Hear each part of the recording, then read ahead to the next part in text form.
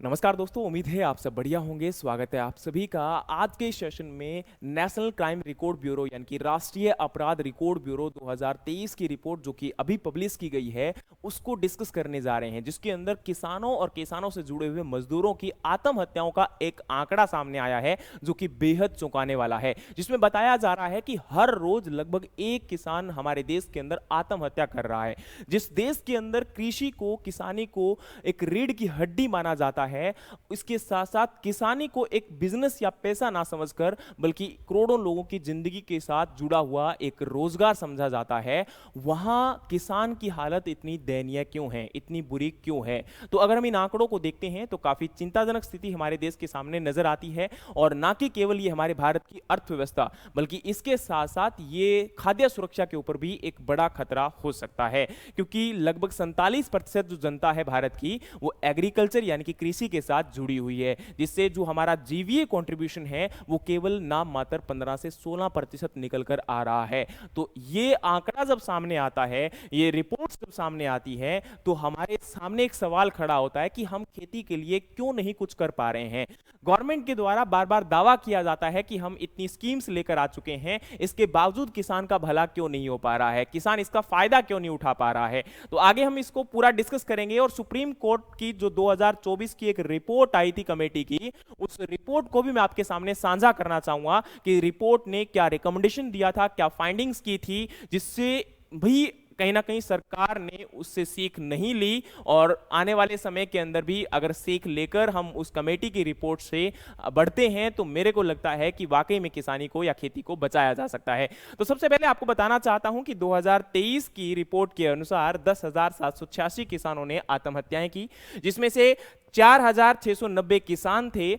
और 6,096 किसानी यानी कि खेती से जुड़े हुए मजदूर थे। और 2022 की रिपोर्ट के अनुसार 11,290 किसानों ने आत्महत्याएं की थी, 5,207 किसान थे और उसके साथ 6,083 जो है वो किसानी से जुड़े हुए मजदूर थे। 2023 की रिपोर्ट के अनुसार बात करें तो टोटल 10,786 किसानों में से लगभग 38% किसान महाराष्ट्र से केवल, और कर्नाटक से 22% किसान, आंध्र प्रदेश से 8.6%, मध्य प्रदेश से 7.2% और तमिलनाडु से लगभग 5.9% किसान जो हैं वो यहां से थे। अब देखिए, यही मेजर स्टेट्स हैं जहां से ये आत्महत्या का आंकड़ा सामने आया है। बताना चाहता हूं कि टोटल हमारे देश के अंदर 2023 के अंदर 1,71,418 लोगों ने आत्महत्याएं की थी। ये किसानों की नहीं है, ये टोटल संख्या है कि देश के अंदर टोटल आत्महत्या कितनी हुई। तो लगभग 2 लाख के आसपास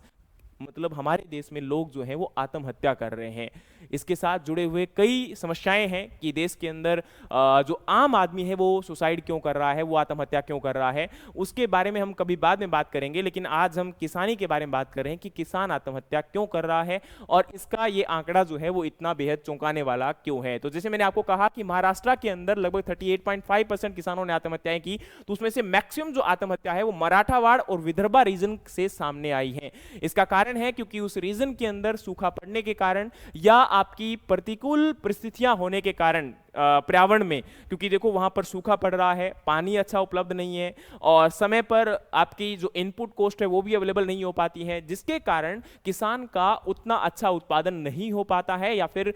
कंप्लीट क्रॉप फेलियर देखने को मिलता है। और किसान अपनी लागत यानी कि जो इनपुट कॉस्ट है वो लोगों से कर्जा लेकर उसको कंप्लीट करता है और बाद में जब कंप्लीट खेती फेल हो जाती है तो फिर उसके सामने रास्ता नहीं बचता है, वो लोन या जो कर्जा है उसको रिपे नहीं कर पाता है और अंत में आत्महत्या का रास्ता चुनता है। उसी प्रकार से अगर देखा जाए तो प्रेजेंट टाइम में कर्नाटक, जहां पर लगभग 22.5% किसानों ने आत्महत्याएं की, तो वो भी एक आंकड़ा सामने आता है जिसमें भी ड्रोट यानी कि सूखा पड़ने के कारण किसानों ने आत्महत्याएं की। उसके बाद आंध्र प्रदेश, मध्य प्रदेश, तमिलनाडु में भी कुछ ऐसी ही स्थिति सामने आती है, लेकिन कुछ ऐसे स्टेट भी हैं जहां पर बिल्कुल भी यानी कि आत्महत्या जीरो हुई है। वेस्ट बंगाल, बिहार, ओडिशा और कुछ आपके उत्तर पूर्वी राज्य जहां पर आत्महत्याओं का आंकड़ा बिल्कुल जीरो है, नील है। अब एक बात बताना चाहता हूं कि यहां पर जो किसानों ने आत्महत्याएं की उसमें से जो आपका कल्टीवेटर यानी कि फार्मर्स और किसानी से जुड़े हुए मजदूरों का जो आंकड़ा था वो भी आपके सामने है। अब जो किसान संगठन है उनके द्वारा लगातार विरोध किया जा रहा है, लगातार सरकार को कोसा जा रहा है। वो लोग बोलते हैं कि जैसे अभी रिसेंटली ट्रेड लिबरलाइजेशन किया गया है, जिसके तहत आपकी इंपोर्ट ड्यूटी कॉटन के ऊपर जीरो की गई, इससे पहले तुर की दाल के ऊपर इंपोर्ट ड्यूटी जीरो की गई, अभी किसान की फसल मंडी में आने ही वाली थी और उससे पहले इंपोर्ट ड्यूटी को जीरो कर देना, कहीं ना कहीं किसान को उतना उत्तम मूल्य नहीं मिल पाएगा जो कि उसकी जरूरत है। अब जिसके कारण क्या होगा, किसान की जो आमदनी है वो घटेगी, उतना किसान नहीं कमा पाएगा, जो कि किसान की जेब के ऊपर सीधा सीधा एक यहां पर वार है। दूसरी तरफ impact of the free trade agreement के तहत क्या है कि अभी रिसेंटली जैसे भारत ने आपका इंग्लैंड के साथ एक फ्री ट्रेड एग्रीमेंट किया है, जिसके तहत domestic agriculture, dairy, edible oil sector के ऊपर भी बुरा प्रभाव पड़ सकता है, ये भी खतरे में आ सकता है। क्योंकि अगर आपका फ्री ट्रेड एग्रीमेंट होगा तो हम आपस में जो इंपोर्ट और एक्सपोर्ट करेंगे तो विदेशी वस्तुएं हमारे देश में सस्ती होंगी और हमारे देश का जो उत्पादन होगा, हमारे देश का जो प्रोडक्ट होगा वो काफी महंगा होगा। तो हमारा जो एक किसान है उसको उतना उच्चतम मूल्य नहीं मिल पाएगा, जिसका डायरेक्टली किसान की आमदनी के ऊपर फर्क पड़ने वाला है। इसके बाद अगर हम बात करें तो लगातार यही आंकड़ा है, यही चीजें हैं जो किसान की आत्महत्या का मेजर कारण बनता है। तो अभी हमें समझना पड़ेगा कि ये जो ट्रेड सिस्टम है, पॉलिसी इंडिफरेंस है, इनको हम लोग समझें और आत्महत्याओं को कैसे हम लोग कम कर सकें। बताना चाहता हूं कि अभी इससे पहले भी एक सुप्रीम कोर्ट की रिपोर्ट आई थी 2024 के अंदर। हरियाणा, पंजाब और हरियाणा हाईकोर्ट ने, आपको याद होगा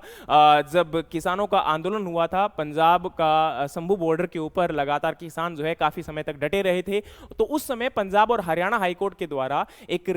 जो है कमेटी बनाई गई थी। उस कमेटी के जो हेड थे वो नवाब सिंह थे, जो कि प्रीवियस हाईकोर्ट जज थे। उनके अंडर में इस कमेटी ने जब कुछ फाइंडिंग की तो पता चला कि किसानों की स्थिति क्या है, आज किसानों के सामने क्या मेजर मुख्य समस्याएं हैं। तो सबसे पहला था इनकम क्राइसिस, यानी कि इस रिपोर्ट में यह पता चला कि आज किसान केवल 27 रुपए प्रतिदिन ही कमा पा रहा है, उसकी आमदनी हर रोज केवल 27 रुपए है। तो क्या 27 रुपए में एक किसान एक दिन निकाल सकता है? दूसरी तरफ सामने आता है कि 10,218 रुपए ही एग्रीकल्चर हाउस होल्ड यानी कि कृषि से जुड़े हुए जो घर हैं उनकी आमदनी एक महीने की केवल कितनी है? 10,218 है। तो क्या इतने रुपए में एक परिवार को पाला जा सकता है? मुझे लगता है कि एक परिवार की जो रोटी, कपड़ा, मकान के साथ साथ जो स्वास्थ्य और हमारी हेल्थ है उसको भी हम संपूर्ण या कंप्लीट नहीं कर सकते हैं। दूसरी तरफ बताना चाहता हूं कि एक्सेलेटिंग द डेप्थ यानी कि कर्जा लगातार जो है बढ़ता जा रहा है। पंजाब और हरियाणा के ऊपर देखा जाए तो टोटल जो आपका इंस्टीट्यूशनल लोन है वो 73,673 करोड़ रुपए बढ़ चुका है और इसके साथ साथ 76,630 करोड़ रुपए बढ़ चुका है। ये पंजाब का डेटा है, ये हरियाणा का डेटा है और 2022-23 के डेटा के अनुसार ये डिस्कशन हमारा किया जा रहा है। वहीं दूसरी तरफ अगर नॉन इंस्टीट्यूशनल यानी कि जो गैर संवैधानिक आपकी संस्थाएं हैं, जैसे कि आपका आरटीए से लोन ले लिया जाता है, तो उसमें भी अगर आप लोग देखोगे तो 21.3% पंजाब और 32% आपका हरियाणा इसके अंदर इंक्लूड कर रहा है, जिसकी वजह से लगातार किसान के ऊपर एक वित्तीय बोझ बढ़ रहा है और किसान को अंत में आत्महत्या का रास्ता चुनना पड़ रहा है, जो कि एक बेहद संवेदनशील स्थिति है। और इसके साथ नेक्स्ट इस रिपोर्ट के अंदर यह भी फाइंड आउट हुआ कि फार्मर सुसाइड लगातार पिछले कुछ सालों में बढ़ा है। जैसे 1995 से अगर हम बात करें तो लगभग 4 लाख यानी कि 25 साल के अंदर 4 लाख किसानों ने भारत के अंदर आत्महत्याएं की है। अब अगर इतना बड़ा आंकड़ा देखकर भी हम लोग नहीं चौंक रहे हैं, हम नहीं समझ रहे हैं और किसान की स्थिति को बेहतर बनाने की अगर हम कवायद नहीं कर रहे हैं तो उम्मीद है कि हम काफी असंवेदनशील हो चुके हैं। दूसरी तरफ आपको यह भी पता होना चाहिए कि पंजाब के अंदर 2000 से 2015 के बीच में 16,606 आत्महत्याओं का आंकड़ा सामने आया था और स्टैग्नेशन इन एग्रीकल्चरल ग्रोथ यानी कि जो किसान या कृषि की इनकम है वो भी पिछले कुछ सालों में वहीं पर रुकी हुई है जहां पहले थी। जैसे आपका अगर देखा जाए तो एनुअल ग्रोथ जो है वो एग्रीकल्चर में केवल 2% से 3.38% है 2014-15 से लेकर 2022-23 2023 के अंदर। सोचकर देखिए, भारतीय सरकार के द्वारा, खासकर मोदी जी के द्वारा, हम देखो यहां पर क्रिटिसिज्म किसी का भी नहीं कर रहा हूं, लेकिन ये हमें समझना पड़ेगा, क्योंकि जब सवाल आएगा तो सवाल करेंगे, है ना। तो वो राहत इंदौरी साहब का एक शेर भी है कि जिसके अंदर कहा जा रहा है कि भाई लगेगी आग तो घर आएंगे सब जद में, समथिंग लाइक है कि उसके अंदर अगर आज हम नहीं बोल रहे हैं तो कल को हमारा घर भी उसी जो है आग में झुलस जाएगा, और हमें क्वेश्चन यानी कि सवाल आज भी पैदा करना पड़ेगा। तो उसके अनुसार अगर हम बात करें तो मोदी जी ने कहा था कि 2022 तक किसानों की आमदनी दुगनी की जाएगी, और 2022-23 तक किसानों की आमदनी कितनी बढ़ी ये आप लोग यहां से देख सकते हो कि लगातार इनकम में ग्रोथ रेट कितना हुआ है। क्योंकि ये मेरी रिपोर्ट नहीं है, सुप्रीम कोर्ट की रिपोर्ट है, सुप्रीम कोर्ट कमेटी की रिपोर्ट है, जो कि Punjab and Haryana high court के द्वारा उस जो है कमेटी को बनाया गया था। अब बताना चाहता हूं कि जिसकी वजह से किसानों की इनकम लगातार, आमदनी कम होती जा रही है, उनका लिविंग स्टैंडर्ड लगातार डिक्रीज होता जा रहा है। इसके साथ साथ डिस्प्रोपोर्शनेट एम्प्लॉयमेंट यानी कि जो हमारा रोजगार है उसमें भी कहीं ना कहीं देखा जाए तो एग्रीकल्चर के लोग, जैसे मैंने अभी कहा कि 46% या 47% जो है किसानी के साथ जुड़े हुए हैं, लेकिन फिर भी उनका जो राष्ट्रीय इनकम यानी कि जीवीए में कंट्रीब्यूशन है वो केवल 15% है। इसके अलावा इंपैक्ट ऑफ क्लाइमेट चेंज, आपको पता है जैसे कभी बाढ़ आ जाता है, कभी सूखा पड़ जाता है, कभी जो है बीमारी का प्रकोप हो जाता है, कभी कीटों का प्रकोप हो जाता है। जैसे अभी रिसेंटली पंजाब के अंदर बाढ़ आई थी, या फिर अभी हल्दी रोग, फाल्समट जो है राइस के अंदर अटैक कर गया था, या हरियाणा के अंदर भी बाढ़ आई थी, अभी रिसेंटली बिहार के अंदर, महाराष्ट्र के अंदर, हर जगह पर देश के अंदर ऐसी स्थिति देखने को मिलती है जो पर्यावरण एक असंतुलन है वो भी बड़ा है, और उसका इंपैक्ट सबसे ज्यादा जो है एग्रीकल्चर के ऊपर देखने को मिलता है, और जिसकी वजह से भी किसान की आमदनी डिक्रीज होती नजर आती है। दूसरी तरफ अगर हम इंप्लीकेशंस की बात करें तो यानी कि इसका प्रभाव क्या है, अगर किसान की आमदनी कम होती है तो उससे क्या प्रभाव पड़ेगा। सीधा सीधा सोचकर देखिए कि 47% जनता जब एग्रीकल्चर से जुड़ी हुई है, उनकी आमदनी कम होगी, उनका लिविंग स्टैंडर्ड डिक्रीज होगा, तो क्या देश की इनकम बढ़ पाएगी, देश की आमदनी बढ़ पाएगी? नहीं बढ़ पाएगी, क्योंकि मैंने ऑलरेडी आपको बताया कि 47% कंट्रीब्यूट कर रहा है 15%, तो कैसे आमदनी को बढ़ा पाएंगे। वहीं दूसरी तरफ अगर हम देखें तो सस्टेनेबिलिटी ऑफ फूड सिक्योरिटी के ऊपर भी एक आपका बुरा प्रभाव पड़ सकता है, क्योंकि अभी प्रेजेंट टाइम में अगर किसान की यह स्थिति रहती है तो देश के अंदर आपका प्रति यूनिट एरिया, पर हेक्टेयर, पर एकड़ को भी अगर हम देखेंगे तो उतना प्रोडक्शन, उतनी प्रोडक्टिविटी नहीं सामने आएगी, उतना उत्पादन नहीं हो पाएगा। और नेक्स्ट आपका है सोशल स्टेबिलिटी, यानी कि अगर हम लिविंग स्टैंडर्ड की बात करें हैं तो वो इंप्रूव नहीं होगा, आमदनी अगर नहीं बढ़ेगी तो आने वाले समय के अंदर एक इनकम स्टेबिलिटी, और वैसे भी आप अगर परसों की रिपोर्ट को देखते हो, परसों की न्यूज़ को देखते हो, तो देश के अंदर आई थिंक 1600 से लेके 1700 ऐसे लोग हैं जिनके पास 50% से भी ज्यादा इनकम देश की है। टोटल जो वेल्थ है देश की वो केवल 1600 से 1700 लोगों के पास है। 150 करोड़ जनता है हमारी, और उसके अंदर आपका केवल 1600 से 1700 लोग जो हैं वो 50% इनकम को ऑक्यूपाई करते हैं। तो ये भी आंकड़ा काफी बेहद चौंकाने वाला है। ठीक है, चलिए इसके बाद अगर हम बात करते हैं तो मेजर चैलेंजेस क्या हैं, तो क्रेडिट यानी कि सबसे पहला पैसा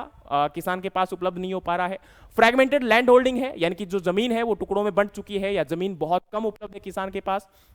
तीसरा आउटडेटेड फार्मिंग प्रैक्टिसेस, यानी कि किसान जो है वो लगातार क्या कर रहा है, आउटडेटेड प्रैक्टिसेस यानी कि जो मॉडर्न एग्रीकल्चर प्रैक्टिसेस है उनको फॉलो नहीं कर पा रहा है, प्रिसिजन एग्रीकल्चर नहीं कर पा रहा है, हमारे जो एडवांस इक्विपमेंट है उनको यूज नहीं कर पा रहा है। कारण वही पैसा जिसकी वजह से किसान के पास ये उपलब्ध। अब सरकार के द्वारा भी स्कीम देखिए लेकर आई जा रही है, लेकिन उनको ग्राउंड रियलिटी तक पहुंचाना बड़ा मुश्किल काम हुआ पड़ा है, जिसकी वजह से ये कह सकते हो कि किसान इन समस्याओं का सामना कर रहा है। इसके अलावा वाटर स्कैर्सिटी, क्योंकि पानी की लगातार कमी आती जा रही है, हम लोग केवल मोनोक्रॉपिंग या मोनोकल्चर जैसे कि राइस और व्हीट क्रॉपिंग सिस्टम पर डिपेंडेंट हो चुके हैं। इरिगेशन की फैसिलिटीज उपलब्ध नहीं हो पा रही है। केवल आज प्रेजेंट टाइम में 48.8% एरिया ही भारत का इरिगेटेड है, सिंचाई के अंतर्गत है, बाकी एरिया आज भी सिंचाई के अंतर्गत नहीं है, सूखा प्रभावित है, और वहां पर बारिश के आधार पर ही खेती की जाती है। तो यह भी हमें देखने की जरूरत है। सॉइल डिग्रेडेशन एंड इरोजन, यानी कि आपका लगातार मिट्टी का क्षरण हुआ है, मिट्टी का अपरदन हुआ है, और एज वेल एज अगर हम बात करें तो मिट्टी हमारी लगातार डिग्रेड होती जा रही है, और माना जाता है कि पुअर सॉइल हेल्थ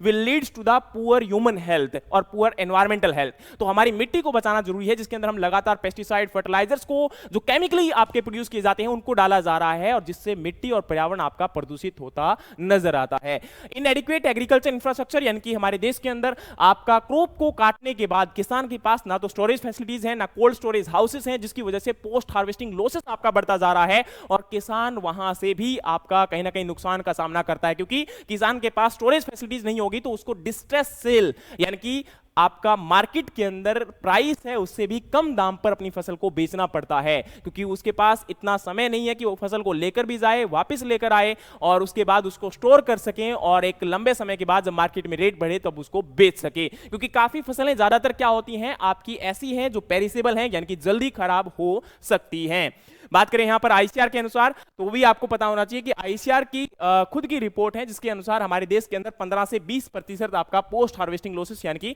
फसल के काटने के बाद नुकसान देखने को मिलता है। इसके अलावा आज प्रेजेंट टाइम में हम लोग क्या कर सकते हैं, इस कमेटी के अनुसार एक रिपोर्ट आई थी तो उसी के अनुसार बताना चाहता हूं कि क्या हम कर सकते हैं इस आपके किसान को कर्जे से बचाने के लिए, किसान के ऊपर समस्या जो बढ़ती जा रही है उसको बचाने के लिए। तो लोन वेवर, एक तो जो कर्जा है उसको माफ किया जा सकता है, जैसे बड़े बड़े बिजनेसमैन, इंडस्ट्रियलिस्ट, उनका अगर कर्जा माफ हो सकता है तो किसान का भी हो सकता है। लेकिन इसकी तरफदारी मैं बहुत कम करता हूं। इसका कारण कहीं ना कहीं ये हो जाता है कि भाई हमें सेल्फ डिपेंडेंट बनना चाहिए, लेकिन फिर भी कहीं ना कहीं एक बार इस चीज की जरूरत है, उनको आदी ना किया जाए। जिस प्रकार से भी बिहार के अंदर 10,000 रुपए महिलाओं को वैसे ही बांट दिए गए, तो मुझे लगता है कि इस प्रकार से अगर डायरेक्टली ये जो हेल्प है वो की जाए तो ज्यादा बेहतर हो सकती है। इसके अलावा लीगल रिकॉग्निशन ऑफ एमएसपी,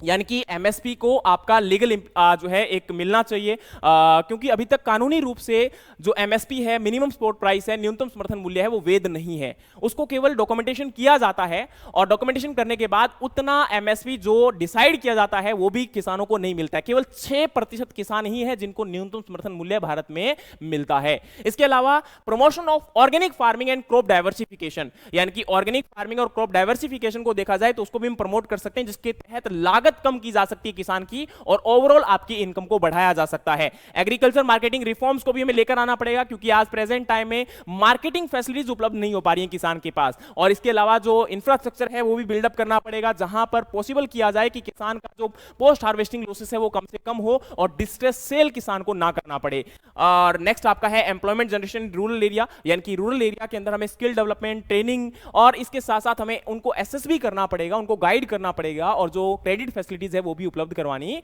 पड़ेगी। इसके अलावा क्लाइमेट रेजिलिएंट मेजर को देखा जाए तो यहां पर क्लाइमेट जो चेंज इंपैक्ट है उसको भी हम समझ सकते हैं कि प्रेजेंट टाइम के अंदर आपका जो क्लाइमेट की वजह से फसलें खराब हो जाती हैं, तो आने वाले समय में ऐसे रिसर्च और डेवलपमेंट पे फोकस किया जाए जहां पर जो आपकी प्रतिकूल यानी कि जो अगेंस्ट या क्लाइमेट रेजिलिएंसी है उसको फोकस करते हुए हमारे जो पर्यावरण के अंदर लगातार हीट बढ़ रही है, टेम्परेचर बढ़ रहा है, सूखे की समस्याएं आ रही हैं, बाढ़ की समस्याएं आ रही है, तो उन समस्याओं के सामना भी करते हुए क्रॉप को कैसे हम ग्रो करवा सकते हैं, वहां पर हम कैसे प्रोडक्शन ले सकते हैं, तभी पॉसिबल हो पाएगा कि हम किसान को बचा पाएंगे। बाकी यहां पर कोशिश की गई है कि जितनी भी रिपोर्ट्स थी उनका एक आंकड़ा आपके सामने रखा गया है और सरकार के द्वारा काफी स्कीम्स, काफी प्रोग्राम लाए जाते हैं, लेकिन ग्राउंड रियलिटी पे उनका इंप्लीकेशन क्यों नहीं हो पाता, जितने दावे सरकार के द्वारा किए जाते हैं उतना जो है इंप्लीमेंटेशन क्यों नहीं हो पाता, ये कहीं ना कहीं एक थोड़ा सा सोचने का विषय है। और इस पर ना कि केवल हमें बल्कि सरकार को भी, इसके अलावा जो किसान है उसको भी, और हम सब लोगों को मिलकर जो है एक अच्छा स्टेप लेना पड़ेगा ताकि किसान और खेती को बचाया जा सके, क्योंकि किसान हमारे देश की रीढ़ की हड्डी है और किसान बचेगा तो हमारा देश बच सकता है। उम्मीद है कि यह पूरा सेशन आपको पसंद आया होगा और इन रिपोर्ट्स का जो आंकड़ा है वो भी आपको यहां पर समझने में सहायता मिली होगी। मिलते हैं नेक्स्ट किसी और सेशन के अंदर, तब तक के लिए जय हिंद, जय भारत, जय जवान, जय किसान।